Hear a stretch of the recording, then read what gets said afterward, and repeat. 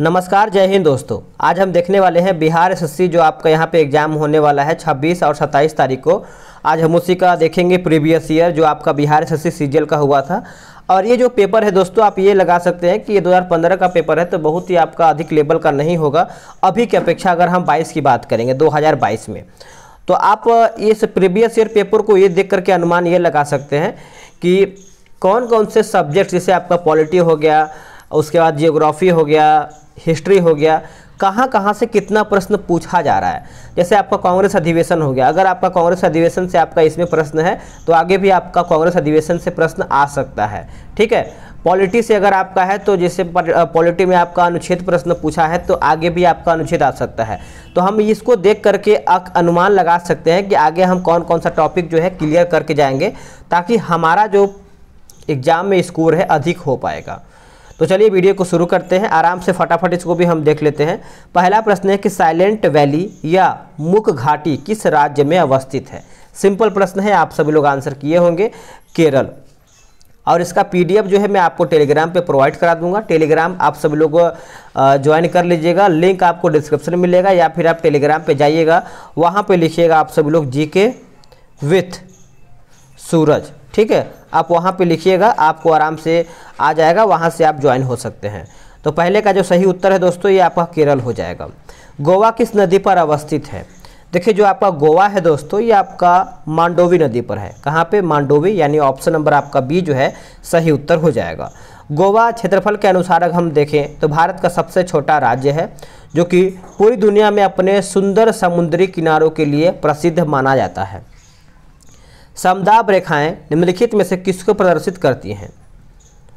तो दोस्तों ये आपका हो जाएगा ऑप्शन नंबर डी, समान वायुमंडलीय दबाव हो जाएगा। डी इसका सही उत्तर हो जाएगा। इनमें से कौन सी नदी कक्ष के रन में समाहित होती है। देखिए, कक्ष के रन में समाहित होती है, तो ये आपका हो जाएगा ऑप्शन नंबर बी, लूनी जो है इसका सही आंसर हो जाएगा। नेक्स्ट प्रश्न है कि डॉक्टर नॉर्मन ई बोरलॉग जो है किस देश से हैं। तो डॉक्टर नॉर्मन ई बोरलॉग की अगर हम बात करेंगे दोस्तों, तो ये आपका हो जाएगा अमेरिका से है। कहाँ से? अमेरिका से।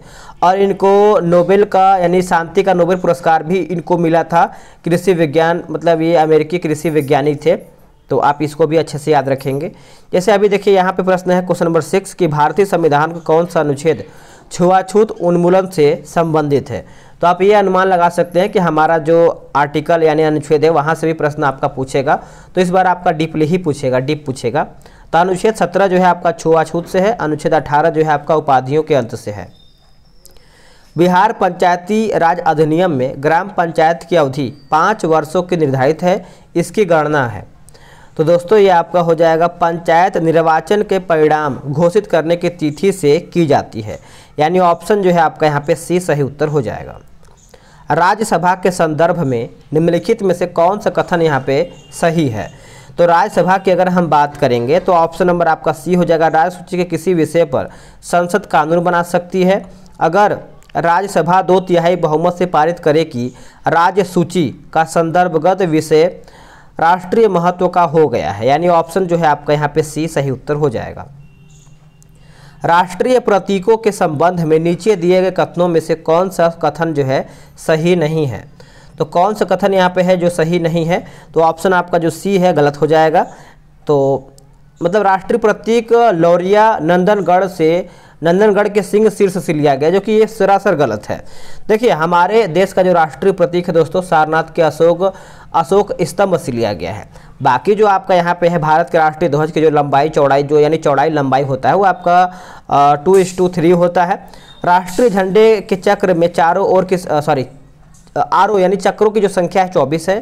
राष्ट्रीय धुन यानी राष्ट्रगान का जो अवधि होता है गाने का वो आपका 52 सेकेंड होता है। चलिए नेक्स्ट क्वेश्चन हम देख लेते हैं। आगे प्रश्न है कि लोकसभा या विधानसभा के निर्वाचन में एक उम्मीदवार अपनी जमानत राशि खो देगा अगर उसे कुल वैध मत का प्राप्त हो कितना। तो दोस्तों ये आपका हो जाएगा 1/6 से अगर उसको मत कम प्राप्त होता है तो वो अपना जमानत राशि खो देगा। आप इसको अच्छे से याद रखेंगे। भारतीय राष्ट्रीय कांग्रेस का प्रथम अधिवेशन दिसंबर 1885 में कहाँ पर हुआ था। देखिए, जो पहला अधिवेशन आपका कांग्रेस का हुआ था 1885 में, यह आपका बम्बई में हुआ था। तो आप सभी लोग याद रखेंगे, बी इसका उत्तर हो जाएगा। एक दल लोकसभा में विपक्षी दल होने का दावा करता है, इसके पास न्यूनतम कितने सांसद लोकसभा में होने चाहिए? तो कितने सांसद के बारे में पूछ रहा है, तो ये आपका हो जाएगा ऑप्शन नंबर ए 55 होने चाहिए। आप इसको अच्छे से याद रखेंगे। आगे प्रश्न है, ग्राम पंचायत का कोई सदस्य हस्तलिखित आवेदन मुखिया को समर्पित कर त्यागपत्र दे सकता है। आवेदन समर्पित करने के कितने दिनों बाद त्यागपत्र प्रभावी माना जाएगा? तो त्यागपत्र जो है प्रभावी माना जाएगा, तो ये आपका हो जाएगा ऑप्शन नंबर ए 7 दिनों के बाद। 7 दिनों के बाद, यानी ऑप्शन नंबर ए सही उत्तर हो जाएगा। भारत में स्वतंत्रता के बाद प्रथम आम चुनाव कब संपन्न कराए गए थे? तो कब संपन्न कराए गए थे? तो ये आपका हो जाएगा ऑप्शन नंबर सी 1952 में, वर्ष 1952 में। नेक्स्ट प्रश्न है कि नरेगा योजना का खर्च केंद्र और राज्य के बीच किस अनुपात में वहन किया जाता है? बताइएगा। तो दोस्तों ये आपका हो जाएगा 90 और 10 के अनुपात में यहाँ पे खर्च का जो है अनुमोदन किया जाता है। तो ऑप्शन जो है आपका यहाँ पे ए सही उत्तर हो जाएगा। निम्नलिखित पंचवर्षीय योजना में कौन सी योजना जो है अनावृष्टि और 2 युद्धों के कारण जो है प्रभावित हुआ है? तो आप ये भी अनुमान लगा सकते हैं कि हमारा जो पंचवर्षीय का योजना का जो प्रश्न है ये भी आपका बन सकता है। तो तीसरा पंचवर्षीय योजना हो जाएगा, और तीसरा जो पंचवर्षीय योजना का कार्यकाल माना जाता है ये आपका 1961 से लेकर के 66 के बीच में इसका तीसरा कार्यकाल माना जाता है, और इसकी अध्यक्षता जो है आपका पंडित जवाहरलाल नेहरू ने किया था। बिहार में किसान सभा की जो स्थापना है किसके द्वारा किया गया था दोस्तों? तो ये आपका हो जाएगा शाहजहां सरस्वती के द्वारा ये किया गया था। बी इसका उत्तर हो जाएगा, आप याद रखेंगे, ठीक है। चलिए नेक्स्ट प्रश्न हम देख लेते हैं। आगे प्रश्न क्या है कि 1860 में प्रकाशित नील दर्पण नील की खेती करने वालों की दुर्दशा चित्रित करता है। नील दर्पण के रचनाकार कौन थे? देखिए नील दर्पण के रचनाकार आपको याद ही होगा, दीनबंधु मित्र थे। दीनबंधु मित्र, यानी option number C correct answer हो जाएगा। चलिए आगे हम प्रश्न देख लेते हैं। आगे आपका प्रश्न क्या है? बोला कि नीचे दिए गए कमेटियों में किसका संबंध पंचायती राज से है? देखिए पंचायती राज से तो आपको याद ही होगा बलवंत राय मेहता समिति। बलवंत राय मेहता समिति, यानी ऑप्शन ए जो है इसका सही उत्तर हो जाएगा। और मजबूती प्रदान करने के लिए 1956 में बलवंत राय मेहता समिति की गठन किया था, यानी पंचायती राज व्यवस्था को मजबूती प्रदान करने के लिए। सामुदायिक विकास कार्यक्रम का सार था। सामुदायिक विकास कार्यक्रम का सार था, तो ये आपका हो जाएगा लोक भागीदारी। लोक भागीदारी, यानी ऑप्शन नंबर सी। नेक्स्ट प्रश्न आपका यहाँ पे बोल रहा है कि द्रोणाचार्य पुरस्कार किस क्षेत्र में दिया जाता है? देखिए द्रोणाचार्य पुरस्कार जो है ये आपका क्रीड़ा प्रशिक्षण के क्षेत्र में दिया जाता है। ऑप्शन आपका जो 21 का है, ऑप्शन नंबर सी सही उत्तर हो जाएगा। और ये प्रारंभ कब से किया गया है द्रोणाचार्य पुरस्कार? तो ये आपका 1985 से शुरुआत किया गया है देना। तो आप इस पॉइंट को अच्छे से याद रखेंगे। राष्ट्रीय खेल दिवस 29 अगस्त को मनाया जाता है। यह निम्नलिखित में से किन से संबंधित है? देखिए राष्ट्रीय खेल दिवस जो कि 29 अगस्त को मनाते हैं हम सभी लोग, और ये ध्यानचंद्र की याद में मनाते हैं, मेजर ध्यानचंद्र, आप याद रखेंगे। आगे है कि यहाँ पे जो क्वेश्चन नंबर 23 नंबर आपका यहाँ पे क्या बोल रहा है, देख लेते हैं इसको अच्छे तरीके से। देखिए यहाँ पे रेमन मैग्सेसे होना चाहिए था। रेमन मैग्सेसे पुरस्कार, जो कि यहाँ पे देखिए लिखा गया कि मैग्सेसे पुरस्कार रामोन मैग्सेसे के नाम पर दिया जाता है। यह किस देश के राष्ट्रपति थे? तो ऐसा भी आपका प्रश्न पूछा जा सकता है दोस्तों। तो ये आपका हो जाएगा फिलीपींस के थे। कहाँ के? फिलीपींस। चलिए आगे हम देख लेते हैं।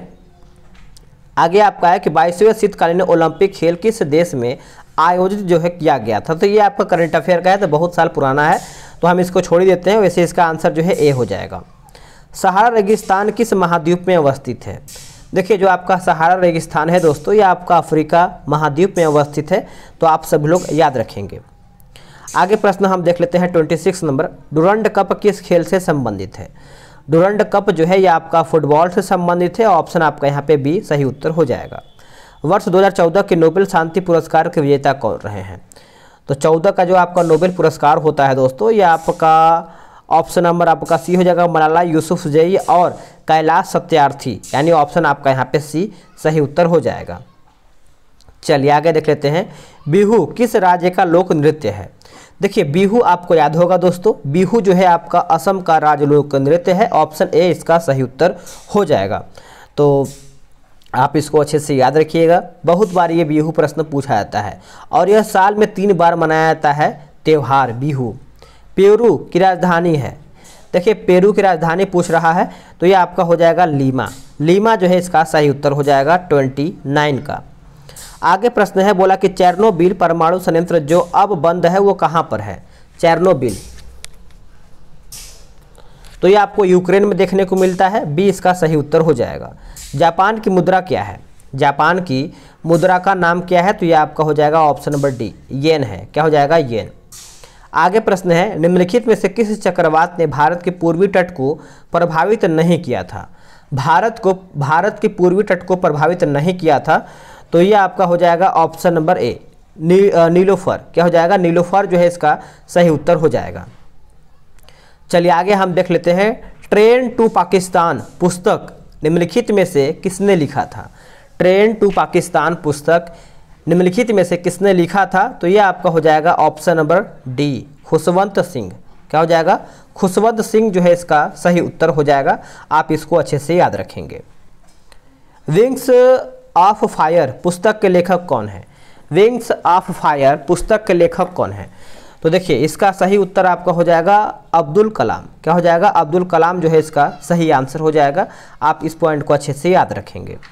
भारत एक खोज पुस्तक अहमदनगर किला जेल में कारावास, अहमदनगर किला जेल में कारावास के दौरान लिखा गया था। भारत एक खोज के लेखक कौन है? सभी को याद ही होगा कि भारत डिस्कवरी ऑफ इंडिया, तो ये आपका हो जाएगा जवाहरलाल नेहरू, यानी ऑप्शन नंबर डी इसका सही उत्तर हो जाएगा। और आप सभी लोग को कौन कौन सा प्रैक्टिस सेट चाहिए आप कमेंट करके बताएंगे। वैसे अगर आप जिसका कमेंट करेंगे कोशिश करेंगे कि आपको ये प्रोवाइड करा दिया जाए। कौन सा देश sugar bowl of the world के रूप में जाना जाता है? तो इसका उत्तर जो है आपका ये आपका हो जाएगा ऑप्शन नंबर ए, क्यूबा। जल का घनत्व किस तापमान पर सर्वाधिक होगा? तो जो आपका जल का घनत्व है दोस्तों, ये आपका हो जाएगा 4 डिग्री सेल्सियस, यानी ऑप्शन नंबर आपका जो 37 का है, डी इसका उत्तर हो जाएगा। संयुक्त राष्ट्र संघ का गठन जो है किस वर्ष में हुआ था? संयुक्त राष्ट्र संघ का जो गठन है ये आपका हुआ था 1945 में, वर्ष 1945। भारत की आज़ादी के समय भारत के वायसराय कौन थे? देखिए जब भारत आज़ाद हुआ था उस टाइम भारत के वायसराय कौन थे? तो दोस्तों ये आपका हो जाएगा लॉर्ड माउंटबेटन। लॉर्ड माउंटबेटन यानी ऑप्शन नंबर सी इसका सही उत्तर हो जाएगा।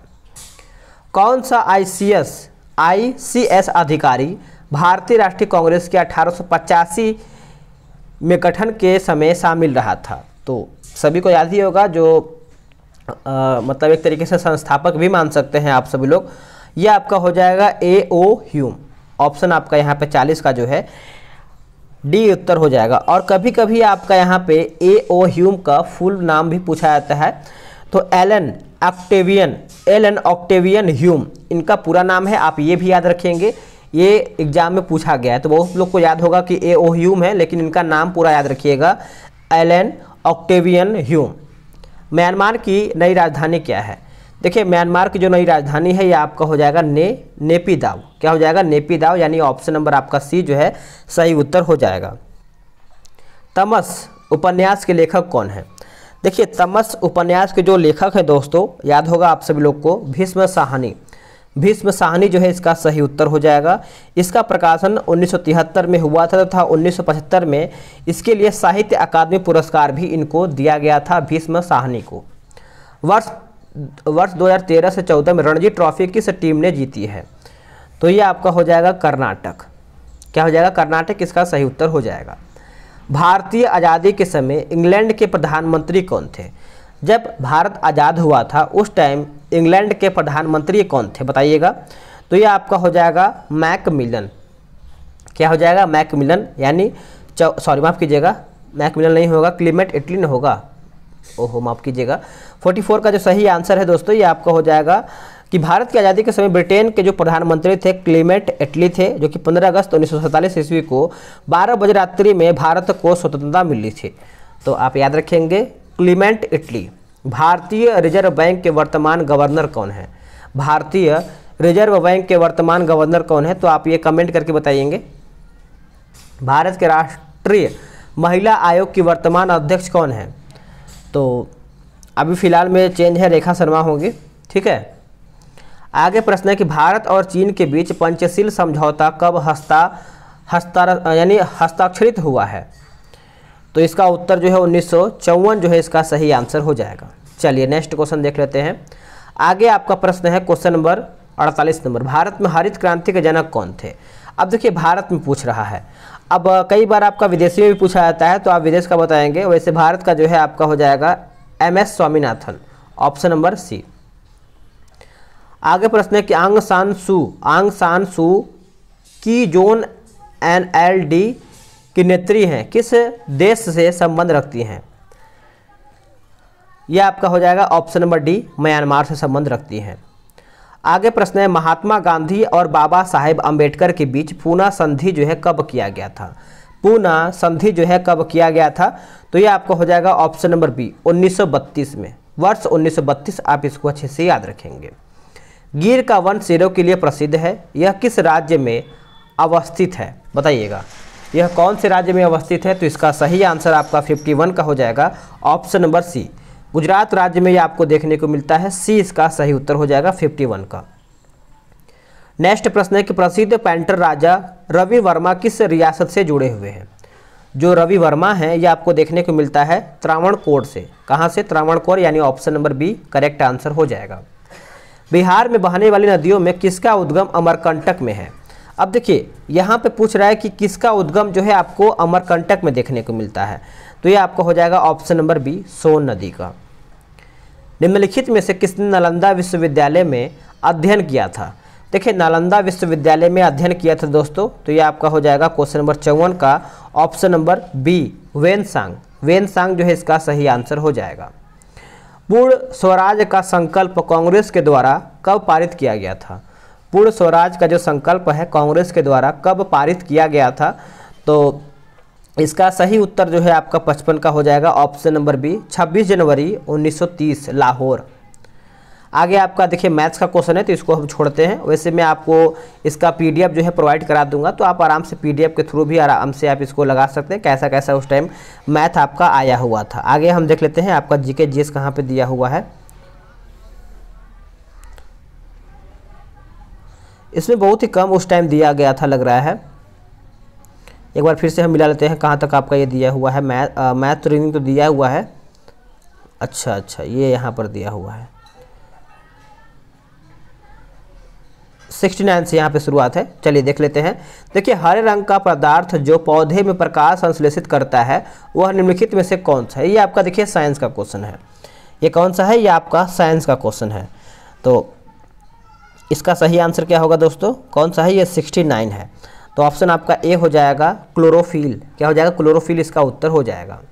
आगे है बोला कि शुष्कासिकोप का मनुष्य में प्रकोप किस विटामिन की कमी से होता है? कौन से विटामिन की कमी से होता है? तो ये आपको हो जाएगा option number D, vitamin C की कमी से होता है। प्रोटीन ऊर्जा कुपोषण का परिणाम है। प्रोटीन ऊर्जा कुपोषण का परिणाम है, तो बाल क्षय मरासमस हो जाएगा। ऑप्शन आपका ए सही उत्तर हो जाएगा। निम्नलिखित में से किस स्थान पर जी यानी गुरुत्वाकर्षण का मान जो है सर्वाधिक होगा? गुरुत्वाकर्षण का मान जो है सर्वाधिक होगा, तो ये आपका हो जाएगा अंटार्कटिक के कैंप में, यानी ऑप्शन जो है आपका यहाँ पे डी सही उत्तर हो जाएगा। शरीर के किस अंग की खराबी से मधुमेह रोग का प्रकोप होता है? मधुमेह रोग का प्रकोप होता है, तो ये आपका हो जाएगा पैंक्रियाज या अग्न्याशय। पैंक्रियाज या अग्न्याशय। इबोला क्या है बताइएगा? इबोला क्या है? तो ये आपका हो जाएगा ऑप्शन नंबर ए, वायरस है। क्या हो जाएगा? वायरस। घेंघा रोग आयोडीन की कमी से होता है, यह निम्न में से किस क्षेत्र में व्याप्त हो सकता है? कौन से क्षेत्र में व्याप्त हो सकता है? तो इसका सही उत्तर जो है ये आपका हो जाएगा ऑप्शन नंबर बी, पहाड़ी क्षेत्र में। क्या हो जाएगा? पहाड़ी क्षेत्र में। विटामिन ए मुख्यतः कहाँ संग्रहित होता है? विटामिन ए मुख्यतः जो है कहाँ पर संग्रहित होता है? तो दोस्तों ये आपका हो जाएगा ऑप्शन नंबर डी, यकृत में। क्या हो जाएगा? यकृत। मादा क्यूलेक्स मच्छर निम्नलिखित में से किस रोग की वाहक है? कौन से रोग की जो है वाहक है? तो फाइलेरिया। क्या हो जाएगा? फाइलेरिया जो है इसका सही उत्तर हो जाएगा। थायराइड ग्रंथि का स्थान कहाँ पर है? थायराइड ग्रंथि का जो स्थान है ये आपको कहाँ पर देखने को मिलता है, तो ये आपको हो जाएगा ऑप्शन नंबर बी गला। गला इसका उत्तर हो जाएगा। साधारण नमक का रासायनिक नाम निम्नलिखित में से क्या है, बताइएगा। तो ये आपका हो जाएगा सोडियम क्लोराइड। सोडियम क्लोराइड जो है इसका सही उत्तर हो जाएगा। नेक्स्ट प्रश्न है कि तारों का रंग निर्भर करता है। देखिए तारों का रंग जो है ये आपका निर्भर करता है उनके तापमान पर। उनके तापमान यानी ऑप्शन नंबर ए जो है इसका सही उत्तर हो जाएगा। आयोडीन टेस्ट का प्रयोग किसकी उपस्थिति जांचने के लिए होता है। देखिए आयोडीन की जो टेस्ट होता है दोस्तों ये किसकी उपस्थिति जानने के लिए होता है, तो कार्बोहाइड्रेट। ऑप्शन नंबर डी, आप इस पॉइंट को अच्छे से याद रखेंगे। तो यही तक आपका यहाँ पे थोड़ा कुछ और है। 82 नंबर देख लेते हैं कि प्लास्टर ऑफ पेरिस का रासायनिक नाम क्या है। देखिए प्लास्टर ऑफ पेरिस का जो रासायनिक नाम है calcium sulphate hydrate. Calcium sulphate hydrate. निम्नलिखित गौ प्रजातियों में कौन सी प्रजाति जो है देसी नहीं है, तो देसी नहीं है दोस्तों, तो ये आपका हो जाएगा ऑप्शन नंबर ए जो है हॉल्स्टीन फ्रीजियन। ये आपका देसी नहीं है, बाकी गिर है, रेड सिंधी है, थारपारकर है। तो यही तक आपका यहाँ पे जीके जीएस समाप्त होता है। मैं आपको पीडीएफ प्रोवाइड करा दूंगा टेलीग्राम पे, तो आप वहाँ से भी ज्वाइन होकर आराम से पीडीएफ प्राप्त कर पाएंगे। मिलते हैं एक नई वीडियो में, आज के लिए इतना ही। जय हिंद, वंदे मातरम।